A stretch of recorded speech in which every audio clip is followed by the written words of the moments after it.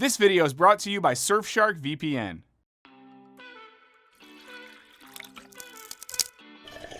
Okay, so one of our favorite contributors recently went viral on Twitter when he shared a little known yet mind-blowing fact about an iconic animated film, My Neighbor Totoro.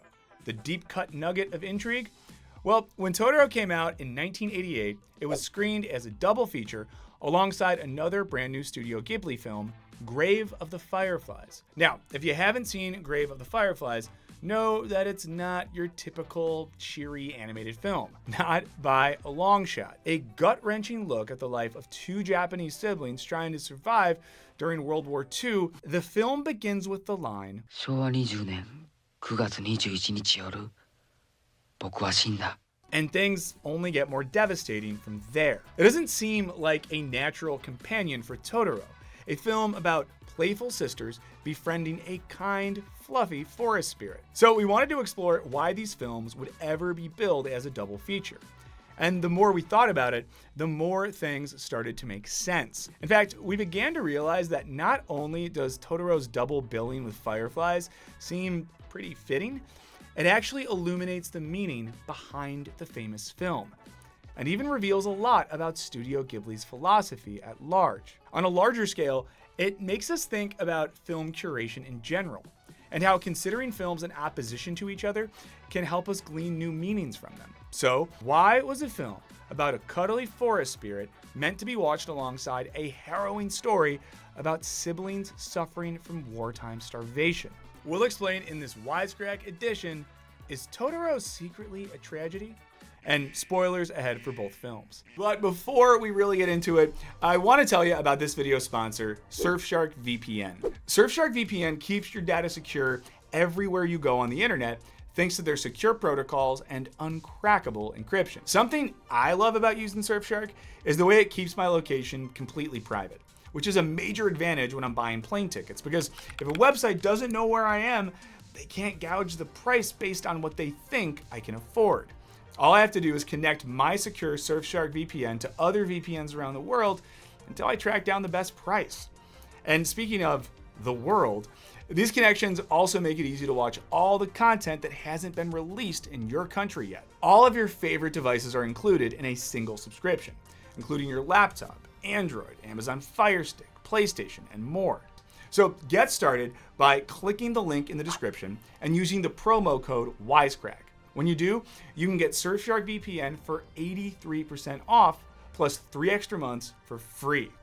Go to surfshark.deals/wisecrack or hit the link in the description. Protect yourself online and download Surfshark VPN today. And now, back to the show. As you may know, My Neighbor Totoro was directed by Hayao Miyazaki, the man behind classics like Spirited Away and Ponyo. It's him! Careful, it's hot! While developing the idea for Totoro, Miyazaki was having trouble securing funding.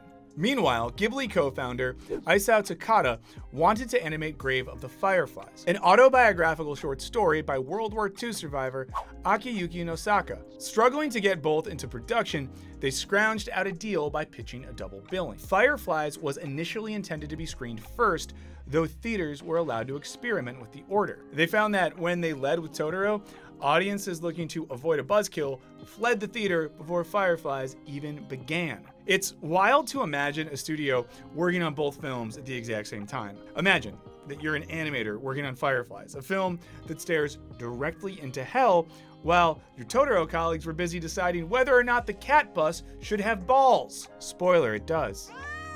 Totoro centers around two sisters moving into a derelict old house and waiting for their mother to come home from the hospital. The beginning feels melancholy. We even sense that their mother might die. The sisters struggle to adjust to her absence. Though they're often quite playful and carefree, they're facing real adult difficulties. They find solace in the whimsy of their home, which harbors mysterious soot gremlins. Eventually, the younger sister, Mei, meets a trio of forest spirits, the fluffiest of which she dubs Totoro.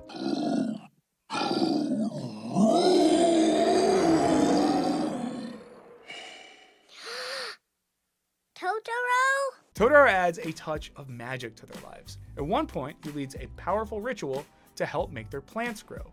the corn that grows becomes a source of pride for them.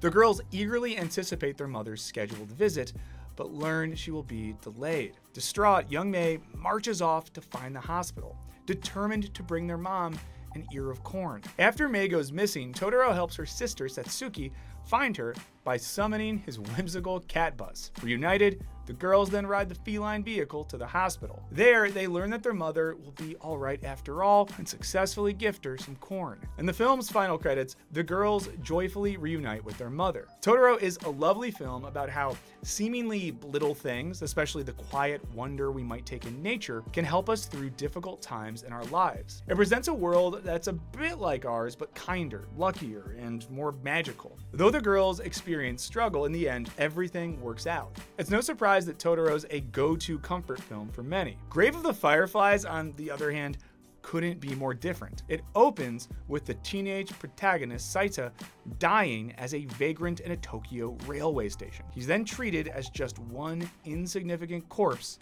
among many. The film then shows us what brought Saita to this point, beginning with the air raid that destroys his neighborhood and kills his mother. He and his sister, Setsuko, are forced to move in with their distant aunt because their father is fighting in the war, World War II. I'm sure you've heard of it. As Saita's letters to his father go unanswered, their situation becomes desperate. His aunt starts withholding food, and his sister begins to suffer from malnutrition. Eventually, the siblings move to an abandoned air raid shelter to escape their aunt. They set up a life for themselves there, trading and hunting for food. But when food rationing hits, Saita is forced to start stealing and still can't fully provide for Setsuko. Her sickness intensifies as the siblings become scarily thin. As the film draws to a close, Saita discovers that Japan has lost the war, and his father is likely dead. Hope dwindling, he tries to find food to keep Setsuko alive. We learn that while he's been away, she's been making herself sick by eating marbles and dirt. She then dies. In short, Fireflies is emotionally devastating. It has an unremittingly grim plotline, and the animation style only adds to the despair we feel, occasionally portraying the ghost of the children haunting their former surroundings. People often describe Fireflies as depressing. This is in part because of the way it mixes sadness and joy. There are many beautiful moments of the siblings just being children, playing on the beach, enjoying candy, and so on. As with the girls in Totoro, they clearly love each other a lot. They also find solace in nature by capturing fireflies, but eventually the fireflies die because, boy, is this film bleak. But for a fleeting moment, at least, we've experienced something wonderful. It feels like the movie is reminding us of the power of finding small pockets of joy, even in the worst times imaginable. So, on face, two very different films and a seemingly odd combination. But before we get into it, a quick thank you. Thank you to you for doing things like watching our videos, liking them, subscribing to the channel. It means a lot. But if you want to support the channel even more, consider checking out our Patreon. We'll have a link in the description. We're doing a lot of cool stuff there, and when you sign up, you get to join our Discord. You get videos early with no ads. We also have extra bonus audio and video content, and most importantly, it's the best way for you to directly support the work we're doing here on the channel, so check it out if you have a sec. Now, back to the show. Let's consider the double billing in the broader context of film curation, i.e. the practice of selecting and ordering films to be shown in tandem at a movie theater, film festival, and so on. We typically think of film curation as a way of showing films with similar themes or subject matter, like when, say, the Alamo Drafthouse screens a series of horror films in the month of October. But as film scholar Peter Bosma argues, one important method of curation is the dialectic curatorial strategy, i.e. combining contrasting films resulting in a new level of understanding. For example, a double feature pairing Beethoven and Jurassic Park might make no sense on face, but when viewed in tandem, the theme of man's futile ambition to control nature and exploit it for money is underscored and even intensified. Scholar Laura Mulvey compares this form of curation, which began with French cinema in the 50s, to montage, i.e. the contrasting of seemingly unrelated film shots edited together as popularized by early Soviet filmmakers. As Mulvey notes, when you think of film curation as montage, you can see how pairing films together creates a dialogue with very unexpected movies which start to talk to each other in an unexpected way and then also say something unexpected to the spectator. That is to say, the collision of unexpected films can reveal subtle truths or uncover nuanced meaning in both films. As Bosma explains, curation is the art of constructing meaning and adding value through creating a mutually supportive sequence. The whole is greater than the sum of its parts. So what happens when we think about the dialectic curatorial relationship between Totoro and Grave of the Fireflies? The two films become more than they each are on their own, and a lot of interesting things become apparent. For example, Totoro has very odd pacing, especially for a kid's film. It starts off slowly, with Totoro making his first appearance around the 40-minute mark. It's almost as if it's been designed for an audience reeling from a profound emotional shock, i.e. watching the most depressing movie of all time. This is fitting because the protagonists are similarly reeling from the hospitalization of their mother.